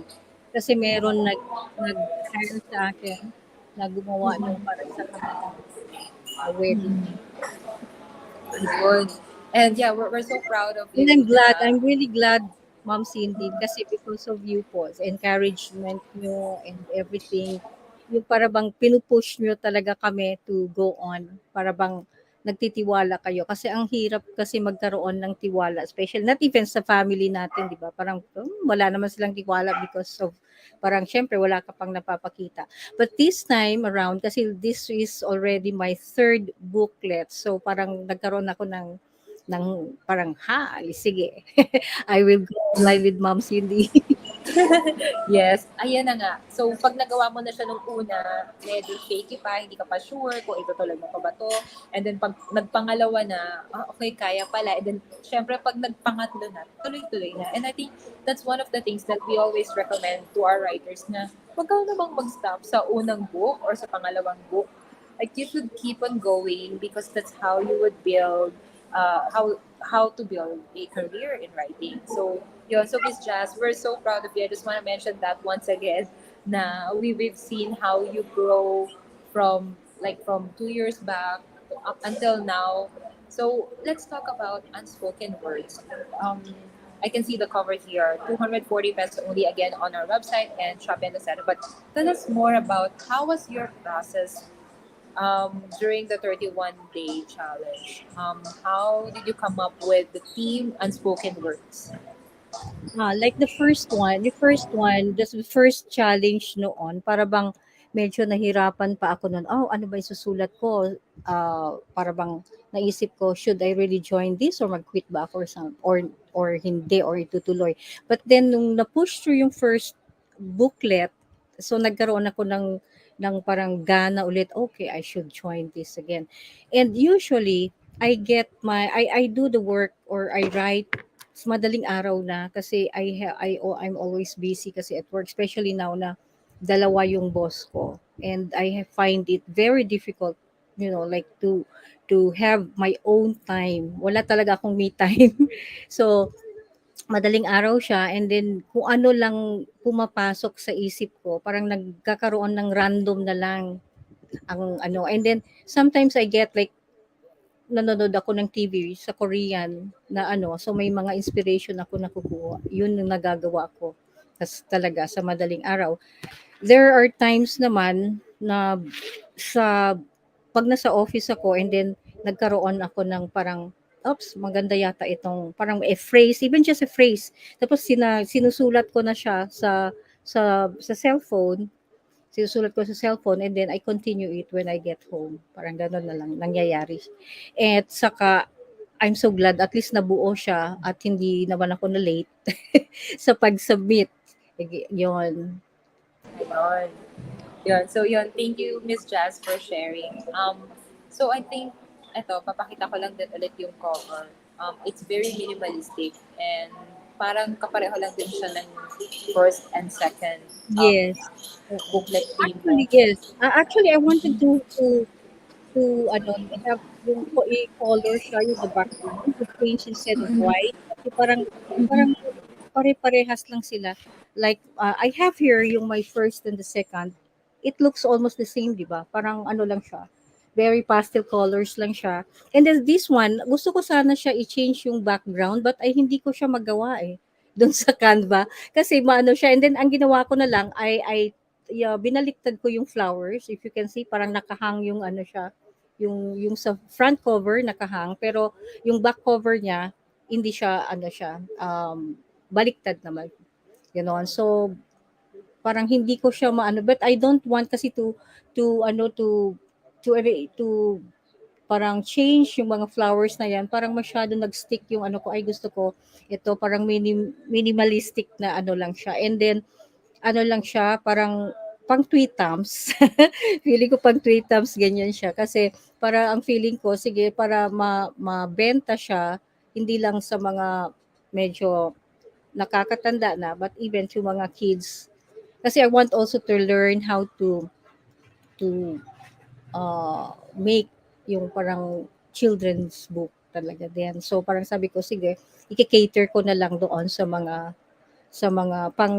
pangkaraniwan na for, 'di ba? Parang gano'n. Right. So, why is it so important for you na ikaw yung mag-design ng books mo? Kasi from the first to the third book, di ba, na nandoon yung ano mo eh, nandoon yung, like, maybe is this your personality na gusto mong ma-apply sa book mo? Yeah, parang it's like parang I want it to be parang personalized talaga so that I can okay, I can say na parang akin talaga to. Ako gumawa to, and parang bang ginawa ko to through hard labor. Parang gano'n siya. Parang gusto ko na kasi although kumukuha ako ng mga I get like inspirations from other from nature, from yung mga nakikita na papanood kong mga TV series and everything, pero gusto ko yung ako talaga sa akin nanggagaling siya. Although I appreciate naman talaga mga contributions sa ano sana sa mga iba kong mga friends or like sa inyo mga ganon, but then parang gusto ko talagang sarihin ay ito yung pinaghirapan ko talaga siya, and this is my work, this is my book, this is mine, and this is me. Right? And this is you talaga. Yes. Ayan. We have a question from Chris. Miss Jess, what inspired you to write the title Unspoken Words? Can you please elaborate your thoughts about it? Yeah, yun din yung gusto kong itanong. Like, why unspoken words? Oh, yes, unspoken words because parang 'di ba, there are times sa buhay ng tao hindi kasi nila nasasabi, 'di ba? Hindi nila nasasabi na may mga problems sila, may mga inner thoughts nila hindi na ilalabas. So like I have a poem here. It's about my friend. Parang bang meron siyang bad experience sa love life niya until the day came na parang na ano din niya, na-survive din niya yung mga challenges sa buhay niya. So, she cannot speak out yung mga nararamdaman niya, she cannot spell it out. So, ang ano niya, nag-ano siya sa akin. Kasi I have this ano kasi para bang style of how to deal with yung mga this kind of people, mga ganon. It's not that I am it's not like nasabihin mo na I am perfect, no? Because no one is perfect. But then, yung mga nararamdaman ko rin, yung mga nararamdam nila. So, I have yung mga, siguro yung mga words na nagugustuhan nilang pakinggan. So, ang nangyayari, yung parang nagko-confide sila sa akin. So, ganun. So, may mga ano dito, mga poems ko, it relates really to yung mga unspoken words ng mga mga friends ko, mga gano'n. Ayan. So perhaps po, Miss Jazz, maybe you can read an excerpt, maybe pick a favorite, and then para magkaroon ng glimpse itong mga nanonood sa atin ngayon, kung ano yung klase ng content ang naghihintay sa kanila when they buy this book. Okay. Meron kasi actually marami akong gustong basahin, pero one of my favorites kasi dito is yung when I wrote this one, parang bumalik ako dun sa aking pagkabata when I was a toddler, so or nasa elementary school ako. And it's actually uh, so para bang nagda-daydream ako. So this is and it goes like this. The title is The Vibrant Bridge. I dream to catch the end of the rainbow with different hues and brightly mood aglow, to tiptoe the bridge of beautiful shades and dance with grace while angels serenade. Every day I wake up smiling and off to school I am running. Up the hill I play with friends, wishing the rainbow never ends. I dream to climb up high unto the rainbow to meet my angel friends and say hello, and sit on the clouds of frothy soap and come back home full of hope. I want to end my day full of colors as every joy and fun brings me honor. Every day I cross the bridge that heaven has sent, but when school bell rings, my daydream ends. Yeah. Such a nice piece, Miss Jazz, and it reminds me of when I was younger. I would go to the bookstore na yung nabibilhan ng mga cards, Hallmark cards, and they have this compilation of poems then. Usually, it looks like a coffee table book, but it's not hardbound. Pero ito yung tipo ng mga books, tipo ng books na like I would buy it and give it as a gift. Or minsan babasahin ko siya, like I would just keep it and like for a good feel kind of book. It's just good to have it at home. So you guys, you can get it for 240 pesos on our website and also on our Shopee and Lazada. So thank you, Miss Jazz. I'm really looking forward to for your next collection and hopefully next year ulit next Yeah, year. actually, Ma'am Cindy, I have mga short stories din, kaya lang parang hindi ko siya natatapos. So parang I think I have about mga 4 stories na. Pero then medyo nasa finishing touches pa ako and I really need your help. Don't worry, just reach out to us and then hopefully we can do something about it. Kasi we've seen your points, we've seen your process. So I think this will be something different from you, Miss Justin, and it will be a good development then for you as an author na to experiment in other in other niche, in other genre. Ayan. Yes, yes, There. Ma'am Cindy. At saka actually parang most of yung mga webinars, I attended them except for horror. Except for horror, I attended mostly yung mga Tama. yes, with Ma'am, ano pa, kay Coach, what, ano na yun, she changed her name na yun, si Coach A, si Coach Primrose, Coach A na siya ngayon eh. So, Oo. talagang, ano ako sa, nag-hard ako sa inyo eh. Yes, we can I really see really your want to learn. enthusiasm. I never appreciate it very much kasi ang dami kong learnings every time talaga, every time, every day actually kasi every day ay parang naging habit ko na to letters, eight cert, and ano, eight circles, eight letter hub. Talagang Oo. every day, binabasa ko yan. Oo, yes. And yun nga, sabi ko nga, as long as you're determined and you're enthusiastic enough in this journey, you will not stop here. Marami pang lalakbayin, and who knows where will it get us. So Yeah, I'm sure marami we'll. talaga akong bigas kakainin pa dapat.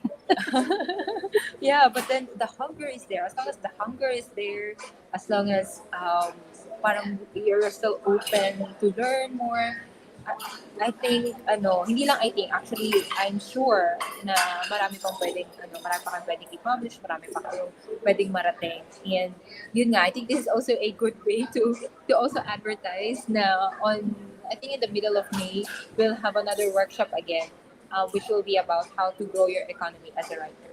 I think the details is already posted on our website, on our Yeah, page as I well. saw it. Actually, I saw it Mhm. earlier, pero hindi pa ako nag-register. And I will. No, no, no pressure. Thank you, Miss Jazz. Yes, yes. Ayan. Thank you very much also. Thank you so much, I Miss am humbled. Jazz. Thank you for thank you for your trust. Okay, thank you. There you go. There you have it, Miss Jazira Me. She has written unspoken words. Wow, we're down to the last. We're down to the last. I'm so happy that we're survived. We've survived. We're almost there, guys. First and last, ayan, si Doc Jenny. Hi, Doc. You have written Hello po. embers in the cold. Ayan. Ay, hello po. Hello once First and again. last guest. Ayan. So, Doc Jenny, I've already asked you about Dive the Deaths earlier, but then for this time, we'll talk about Embers in the Cold. May mahaba pa tong mahaba pa to, but na title. Pero Embers in the Cold lang nakikita ko dito. But hold on, I'll flash the entire cover on the screen for you guys to have an idea of what this book is all about. What this book is all about. Okay. But Doc Jenny, can you enlighten us first? Um, what is Embers in the Cold about? Oh, so before saying what's all about, I never when I joined the 31 letters challenge, I wasn't aware that when you post every day, there's a possibility na for publication. So for me, I think it's just what do you call that? Um, mm, it's just a series of verses that first comes to mind. Anything that or mga prompts, anything in the place where I am at the moment, or whatever ang nabasa ko at that moment, or ano ba ang napanood ko. So basically, it's just I write it there. So hindi pa siya masyadong kumbaga nahinog, but I think parang may ikaka-improve pa, but it's just this is a collection of mga lyrical prose, because I'm not really sure kung matatawag ko pa siyang poem. And some flash fiction. I think I have one there. So the lyrical prose, or siguro poems, most are in English, and I have two in Hiligaynon, and I think more three or four in Tagalog. So yun. And most are also torrents of thoughts, so mga personal musings regarding a certain subject preoccupying my mind during that time. So Yun po. Yun. And thank Siguro, you. I would recommend this book kasi I would recommend this book to those people na who read your first collection, yung Tales of Soliloquy, and for those na nakabili na rin ng Dive to Deaths. And then for those who Yeah. want some more of Doc Jenny's fightings. Ayan, eto na. Parang for those people na mga nabitin sa first two books mo. Actually, may iba ka rin na-publish, but if they want some more na kakaiba naman, kasi sabi mo may Hiligay nun, may Oh Tagalog, yeah. may English, so there's Embers in the Cold. What would you say your common inspiration saan usually nakukuha? Usually may common inspiration, ano lang, the littlest things in our daily lives. Kasi diba, sometimes when you least expect it, parang mention na, oh my God, I saw like, parang yung butterfly na biglang lumabas sa cocoon niya, or like, yun, may napanood ka na they talk about love as, romanticizing love, and then I have a different thought about that, and so I write. And ano pa ba? And yes, sometimes ano kasi, Tagalog, I've been told na when it comes to writing poems or ano, may mas malakas daw yung ano ko when it comes to Tagalog. In Hiligaynon kasi, even if that's my mother tongue, pero mas comfortable ako speaking in Taglish. So I think that's why they find it more stronger ang term when it comes to writing poems. Pero ang dami ko pa rin, like what the author who ahead of me earlier said, na marami din akong kakaining bigas. Pero okay lang kasi malakas talaga naman akong kumain. So carry lang kahit na we all start like, hindi ganun kaganda, but sige lang. Try lang until sa I think you'll arrive. Siguro I think we'll never arrive to na nasasabi na ito na talaga, sobrang ganda na. I think na we just we come to kumbaga we come to realize na to be at peace na lang with whatever we can, and celebrate tiny triumphs. Ganun lang talaga life. Di ba? I don't know. Yes. Yes, exactly. Now, whenever you write, I mean, there should be a way or a chance na mag-celebrate then. Like, you also have to reward yourself. You also have to show appreciation to yourself. Kasi syempre, like, this is what you wanted na ma-publish, gusto mo talaga magsulat.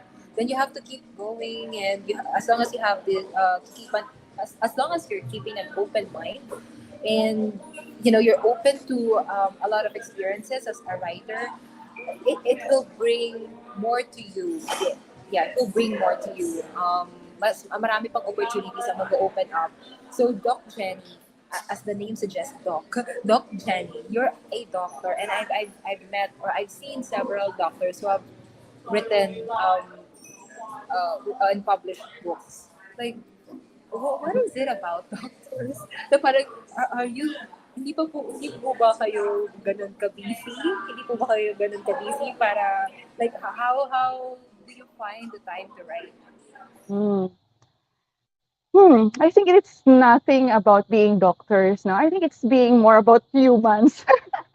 Di ba? I mean, like, siguro added na lang yung being a doctor kasi or I'm not speaking for everyone, pero I think most would come into medicine kasi alam mo, pag pumasok ka sa medicine, it's not really a bed of roses, no? Hindi yung parang cool-cool ka nakasukbit ng, ng stethoscope, no? It's not that. It's medyo mabigat din. May good and bad about, may mga positive and negatives dyan. And usually mabigat kasi din eh.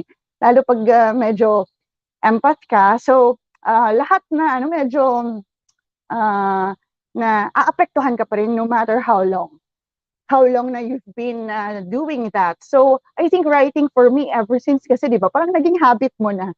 Parang kulang lang talaga sa refinement and more siguro studies to hone it, no? Pero I never had a chance because yun nga naka back burner siya during med school talaga. Kasi I started writing journals. Ang maganda lang sa journal, iba na, we talked about that, is that no one else can read it except yourself.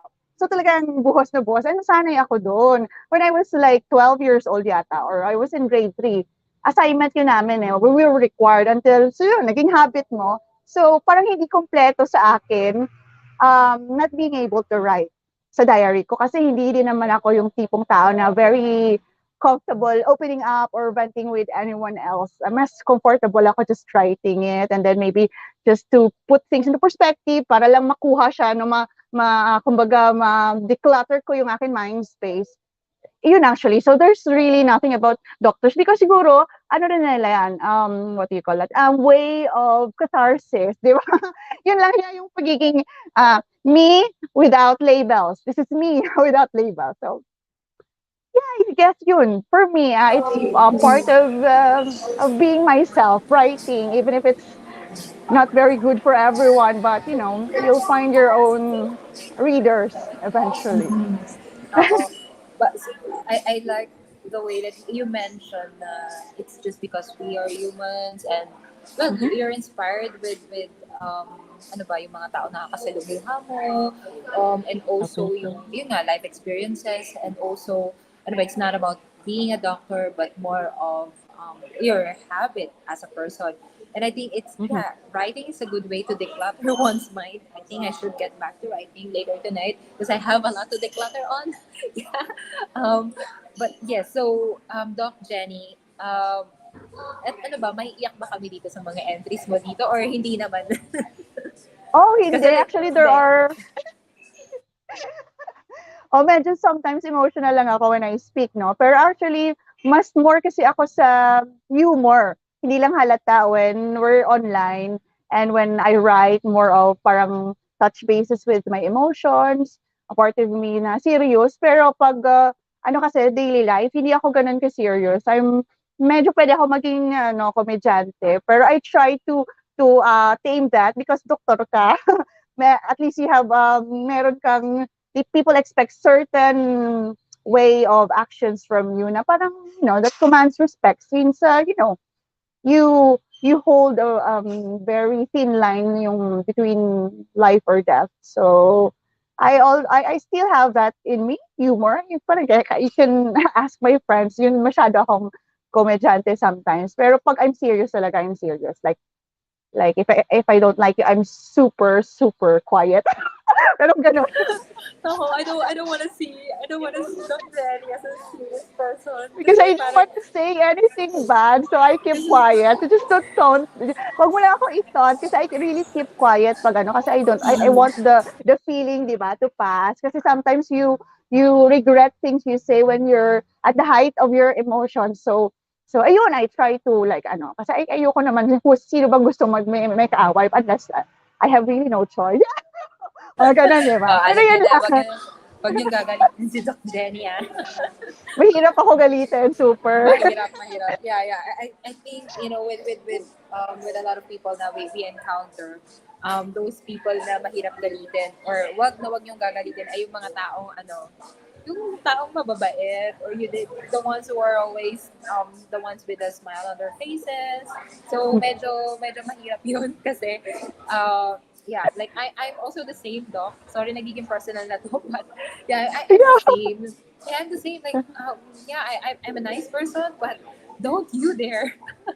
Don't you dare. Oh, yeah. But by the way, let's get back to Embers in the Cold. Embers in the Cold and other lyrical prose. First of all, I like the cover. I like the cover very much.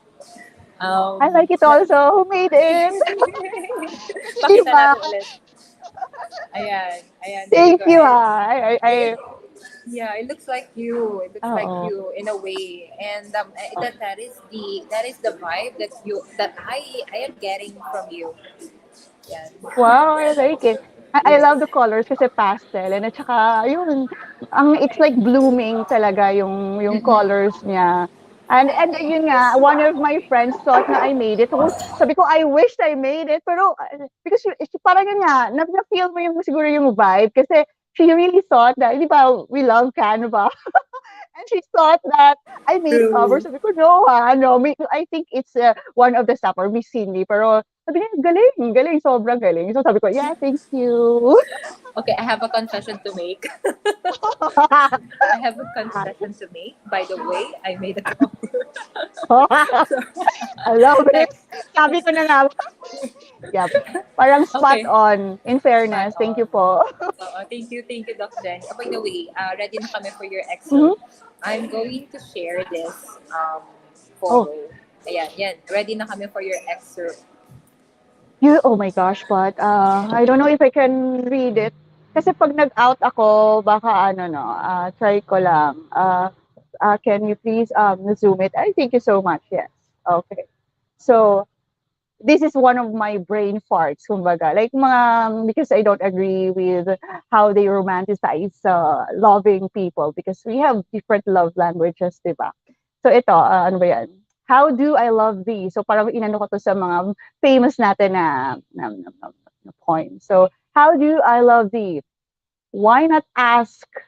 Ay, sorry ha, I cannot read po. A little bit bigger, medyo my eyes, old age. How do I love thee? Why not ask a better question? Do the ways I treat thee make thee feel loved? That's that, my dearest friends, should be the better question. Do you think not? So yun. So how can I show you how invaluable you are in my life? What can I do to make you feel you are loved and valued? So love languages matter and they vary from one person to another. Most couples think they do their best to show their beloved how strongly they feel towards them, but failing to understand their love languages may create misunderstandings and they may end up feeling unappreciated or worse, taken for granted. In some books, they may state that if love is true, it will never occur to a couple to question it or feel at a loss as the relationship grows. However, human beings cannot be defined by sweeping generalities. We are as complex as the number of stars in the galaxy. We are infinite beings encased in fragile and finite vessels with outstanding diversity and the capacity to evolve. One person will be a unique individual in every phase of their development towards maturity. Taking time to learn how a person feels valued, or asking them directly about the things or actions that make them feel most loved will go a long way. It can be the breakthrough couples need to have some clarity and security in a world too confounding enough. Period. Yun na. Thank you so much. Yun lang. Brain fart ko yun eh. Thank you, Doc Jenny. Wow, iba to sa mga iba mong nasulat, I would say, because this one is more of, well, I think it's parang you're using the voice of Dive the Deads, but this time it's not for teenagers anymore. But it's more of yeah, parang you've changed your audience to those na 20, 18 plus, 18 years old and above. Yeah, if Oo, I'm not lahat na may mistaken. hugot. Oo, yung may legal na maghugot. Opo. Oo. Yun lang. Mga Ayan. ganon. I think. Ganda. Yun yung mga brain farts. Actually, yun yung usual ko na nilalagay sa diary ko. Yung mga ganyan. Talaga? Yun. So, kasi Hmm. I thought it'll be like, yung nangyari sa'yo during that day, or ano ba? Ano, kasi kunyari, I watched a certain movie that time and then parang like, you know what, sayang tong dalawang to. They could be together, kaya lang talagang hindi talaga match or swak yung kanilang love languages. Kunyari yung isa, more of very vocal, very like, more of action siya, giving. Yung isa naman kasi, she needs more reassurance, so dapat verbal yung pagsasabi ng partner. Hindi siya niya kasi ma-appreciate kasi gusto niya verbal. Hindi niya nakikita na, my God, ate, hindi mo pa nakikita. Yun. So that's why nasulat niya, my God, ate, why do you focus on, kaya lang kailangan affirmation eh. So kahit na ginagawa mo, baka kasi mali yung kanyang what do you call it, mali yung kanyang pag-receive. Baka sabi ko, ay, friendly lang pala to, friendly lang, talagang very generous lang ako, do, di ba? So that's why I think, no, you have to balance, even if yung ganun yung alam mo na love language mo. I think it also worth it na pag you both adjust, di ba? Para ma-meet you if you really want to work it out. Yun, di ba? Coming from someone with no jowa, ang funny. Doc Jenny, um, I have this one last question for you. Yeah. Coming from that response that you had, kasi sabi mo nagsusulat ka, and then coming from ano ba, sa napanood mo lang, and then doon ka nakakuha ng idea, and then you're just putting it on your notebook. Pwede naman kasi na hindi mo na pag-isipan ng masyado yung mga napapanood mo, but then you chose to think more like in a philosophical way na like there are many branches in this thing, in this particular event. So I'm not sure if I'm making sense, pero yun yung napansin ko dito sa pagsusulat mo in your journal, and siguro dito sa Empress in the Fold, na it's more, these entries are paano ba, you're enumerating, elaborating more on a particular subject, particular event. You're digging deeper. I see that you like to dig deeper into things na usually napapanood natin, like usually surface level lang yung napapanood, nakikita natin or na-experience natin, but you're that kind of writer na who wants to yun nga, dive into the depths. Dive the depths. Exactly. Diba? Masimpleng segue tayo sa... Yeah, exactly. Connect, oo. Kasi that's why kasi people, life is a bit boring pag surface area ka lang lagi. There are more if you just have to take parang time to dig deeper. Hindi naman yung mga negative parts. Pero I mean, digging like, sometimes the beauty of things are much better inside. Kasi yung outside, sometimes baka ano lang yan, armor, di ba? So, yun. Yes, that's true. And it's a good reminder for all of us. And it's a good ending then dito sa ating book talk marathon. And I hope you guys don't just see the surface level. Okay, it's not just a challenge. It's not just about may masulat lang, but it's more of diving the depths, digging deeper. Digging deeper into these entries, into these writings, no? Ayun. So thank you, Doc Jenny, and thank you to everyone who are still watching, and to everyone who participated.